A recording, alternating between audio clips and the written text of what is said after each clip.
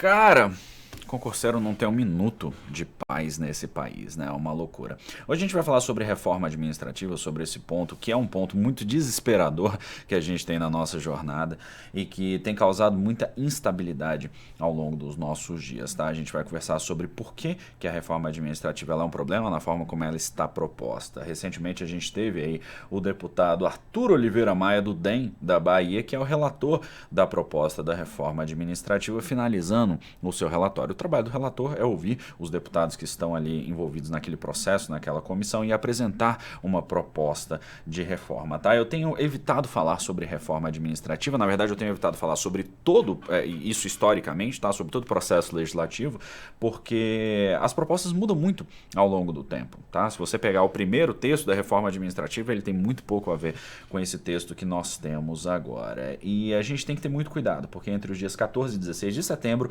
essa reforma deve ser votada, e eu quero te mostrar por que isso pode ser um problema para a gente e quais que são as ferramentas para você trabalhar, tá? Tenha em mente que esse é o momento de você entrar em contato com o seu deputado, de você mandar um e-mail, de você ligar, de você estar com ele, de você mandar carta, de você pressioná-lo pela internet para que essa reforma não seja aprovada dessa forma. E o principal problema dela é a contratação temporária que está prevista ali. No texto da reforma, que eu vou deixar o link aqui na descrição, você tem lá a possibilidade de contratação temporária por todos os entes, com duração de até 10 anos, vedada a prorrogação, via processo seletivo simplificado para necessidades temporárias.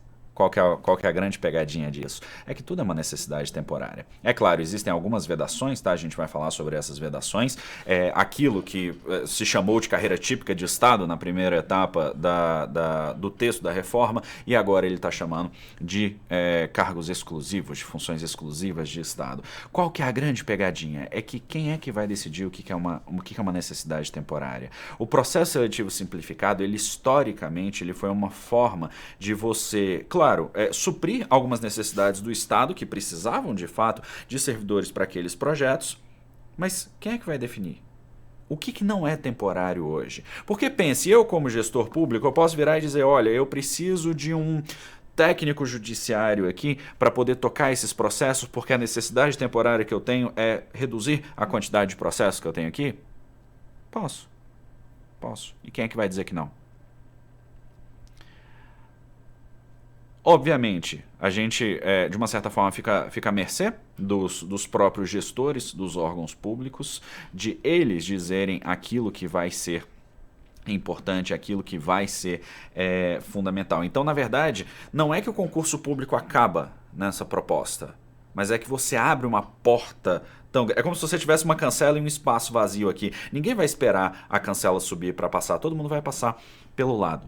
Tá? Então, isso é um enfraquecimento do Instituto do Concurso Público. O deputado ele propõe algumas vedações aí, como por exemplo os cargos exclusivos de Estado, que no texto anterior eram chamados de cargos típicos de Estado, assim compreendidos, voltados às funções finalísticas e diretamente afetos à segurança pública, então Polícia Militar, Polícia Civil, Corpo de Bombeiros, a representação diplomática, né? Seria muito curioso se você tivesse diplomatas temporários, a inteligência de Estado, então a Agência Brasileira de Inteligência é exclusivamente aí, a gestão governamental. O que é gestão governamental, né? Fica meio vago, né? Advocacia pública, defensoria pública e elaboração orçamentária, processo judicial e legislativo. Mas até que ponto que isso influencia os servidores de fato? Quem são esses profissionais diretamente ligados ao processo judicial e legislativo? São só os analistas?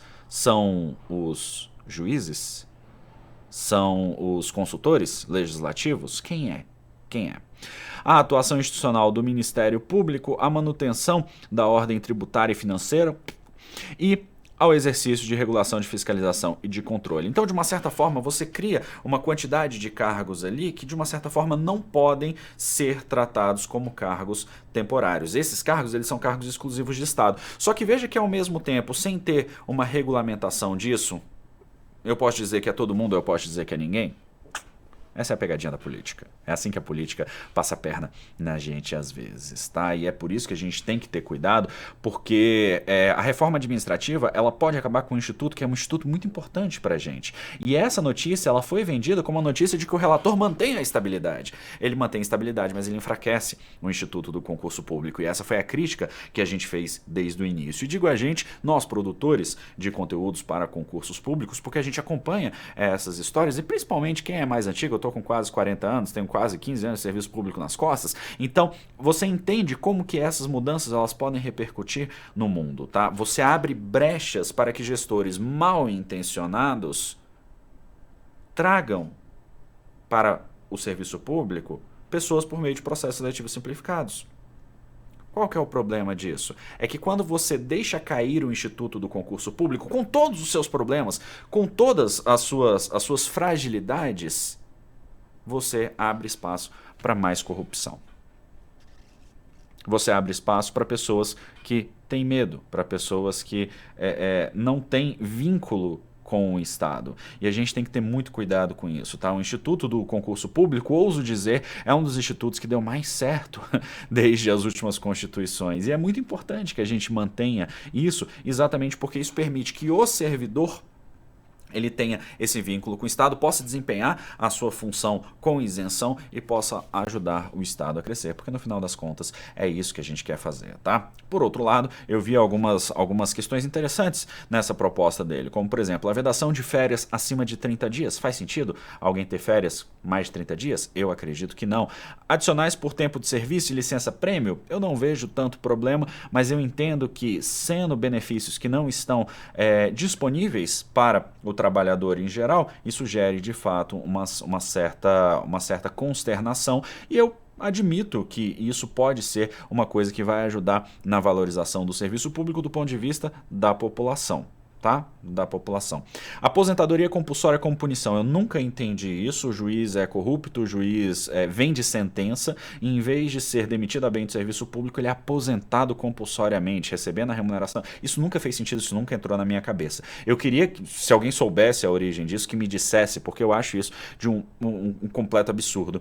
E a outra vedação é a progressão por tempo de serviço. Acredito que no lugar da vedação da progressão por tempo de serviço, ele queira colocar a progressão por mérito, o que é outro problema, porque quem é que vai determinar o mérito? Se isso for feito por meio da avaliação de desempenho, na maior parte dos lugares hoje a avaliação de desempenho ela é meramente uma formalidade. Por quê? Porque o seu chefe ele vai te dar 100% em tudo, você muitas vezes vai se dar 100% em tudo, inclusive eu fiquei muito curiosamente observado quando eu percebi que na última avaliação de desempenho que eu fiz, só eu dei notas menores em alguns aspectos, enfim, em relação a coisas que eu fazia no meu órgão, achei isso muito curioso, e a gente tem que ter muito cuidado com isso, porque qualquer fragilização do serviço público é uma possibilidade que a gente tem de perda de direitos, e direito que você perde você não ganha de novo.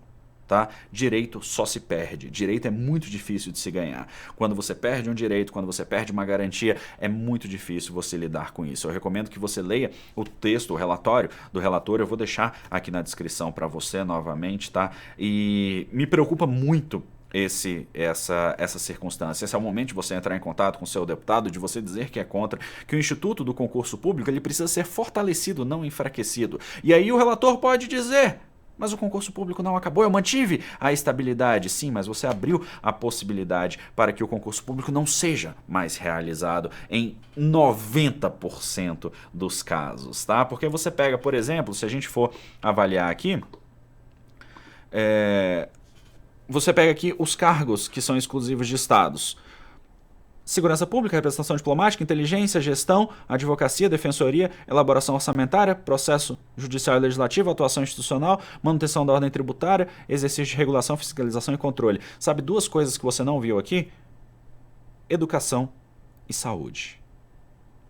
Você já imaginou? Os profissionais de educação e saúde são os profissionais mais volumosos que nós temos no Estado hoje. São eles que permitem que o Estado atue, são eles que vacinaram as pessoas no SUS, são eles que educam os nossos filhos, são eles que estão aí fazendo vigilância, são eles que estão trabalhando com a saúde pública, são eles que estão trabalhando com a educação. Então, isso daqui é só um exemplo daquilo que não foi contemplado nisso daqui e que certamente virará cargo temporário.